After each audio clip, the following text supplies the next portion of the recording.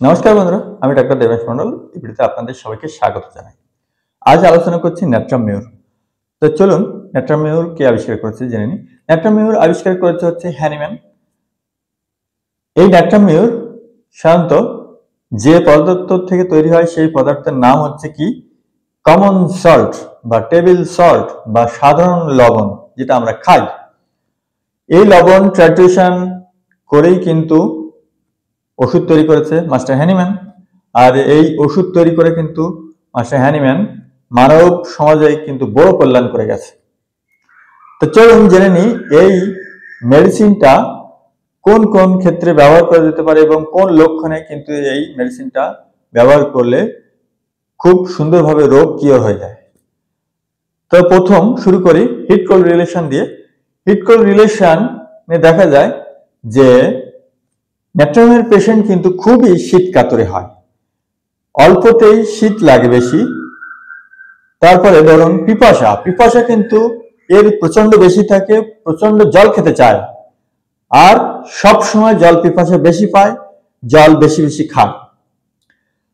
Sweat বা ঘাম, এদের ঘাম কিন্তু প্রচন্ড হয়। ঘাম এত হয় যে ঘাম হওয়ার জন্যই এদের অস্বস্তি বোধ হয়। সব সময় কিন্তু ঘাম হলেই জামা কাপড় সব ভিজে যায় এবং এত অস্বস্তি বোধ হয় যে তারা জামা কাপড় খুলে বা পাল্টে ফেলতে বাধ্য হয়। পায়খানা কিন্তু সবসময় কোষ্ঠকাঠিন্যে ভোগে। কোষ্ঠকাঠিন্য কিন্তু সহজেই যেতে চায় না। যতই জল খাক না কেন, যতই অন্যান্য খাবার খাক না কেন, পায়খানা নরম করার জিনিস খাক না কেন, তবুও কিন্তু পায়খানা কখনোই নরম হতে চায় না। মাথায় সমস্যা, মাথার যন্ত্রণা, যেমন বাইরে গেলে যদি রৌদ্রে বের হয় তাহলে কিন্তু মাথার যন্ত্রণা হয়। রৌদ্রের তাপ মোটে সহ্য করতে পারে না, রোদের তাপে সঙ্গে সঙ্গে মাথার যন্ত্রণা শুরু হয়। কিন্তু দেখা যায় যে মাথার যন্ত্রণা বৃদ্ধি হওয়ার একটা, যদি দেখা যায় যে কারোর মাইগ্রেনের ব্যথা থাকে তাহলে সেক্ষেত্রে দেখা গেল তাদের প্রত্যেক দিন সকাল 11টার দিকেই এই মাথা ব্যথার যন্ত্রণা বৃদ্ধি পেতে শুরু করে এবং যখন একেবারে দুপুর হয়ে যায় তখনই কিন্তু মাথা ব্যথাটা সব থেকে বেশি হয়। তারপর আস্তে আস্তে যত সূর্য পড়তে থাকে তত আস্তে আস্তে আবার মাথা ব্যথা কিন্তু কমতে থাকে, বিকাল আসতে আসতেই মাথা ব্যথা কমে যায়।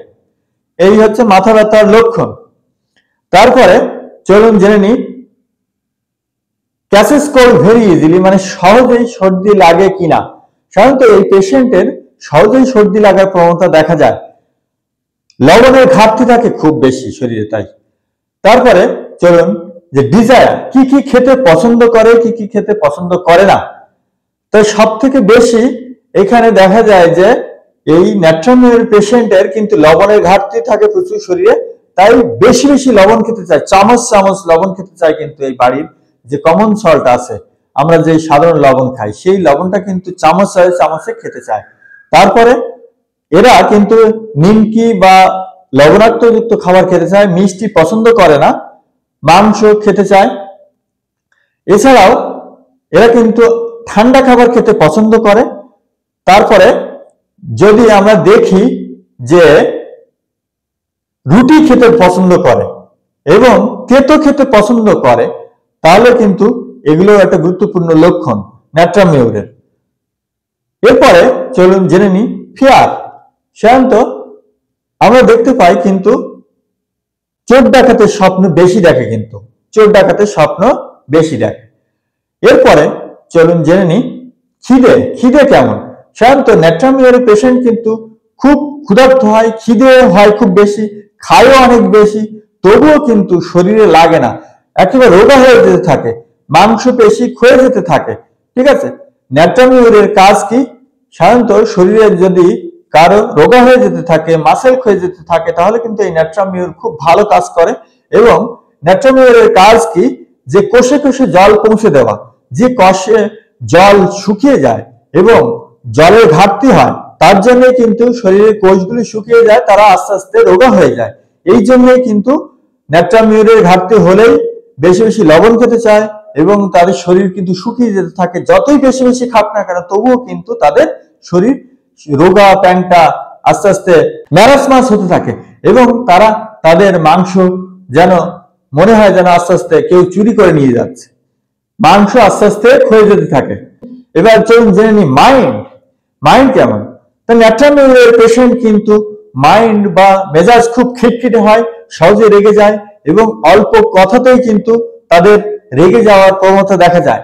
আর রেগে গেলে তাদেরকে যদি কেউ সান্ত্বনা দিতে যায় তাহলে কিন্তু আরো বেশি রাগ হয়ে যায় এবং তারা সেই রাগে ফেটে পড়ে এবং মারতে উদ্যত হয়ে যায়, কথায় কথায় রাগ করে, খিটখিটে স্বভাবের হয়ে যায়। তারা যদি রাগ করে তাহলে সান্ত্বনা দিলে তো রাগ বেড়ে যায় এবং সেই রাগ সহজে কমতে চায় না, দেখা গেলো একদিন, দুদিন, 3 দিনও চলে যেতে পারে, এরকম রাগ হয়। আর ন্যাট্রামিউরের পেশেন্ট কিন্তু কখনো কাউকে ক্ষমা করতে পারে না, সব সময় কিন্তু তারা সব সময় রাগী হওয়ার জন্য নিজেদেরকে কন্ট্রোল করতে পারে না এবং কাউকে ক্ষমাও করতে পারে না। এই হচ্ছে ন্যাট্রামিউরের খুব গুরুত্বপূর্ণ লক্ষণ। তো এই লক্ষণগুলো যদি আমরা জানতে পারি তাহলে কিন্তু আমরা ন্যাট্রামিউর খুব সহজেই আমরা প্রেসক্রিপশন করতে পারবো এবং বড় বড় রোগ কিন্তু আমরা সারাতে পারবো। তো এটা চলুন কোন কোন রোগে আমরা এগুলো ব্যবহার করতে পারি যদি এই লক্ষণগুলো থাকে।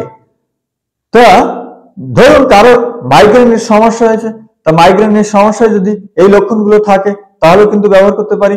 ধরুন কারো পেটের সমস্যা হয়েছে তাহলে কিন্তু এই সমস্ত লক্ষণ যা যা পেয়েছি সেই লক্ষণগুলো যদি থাকে সেটাও ব্যবহার করতে পারি।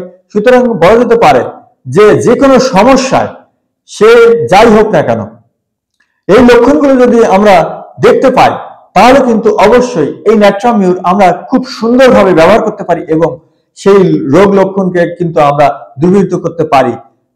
তো এই হচ্ছে ন্যাট্রামিউরের সমস্ত লক্ষণ। তা আশা করি আপনাদের বুঝতে কোনো অসুবিধা হবে না।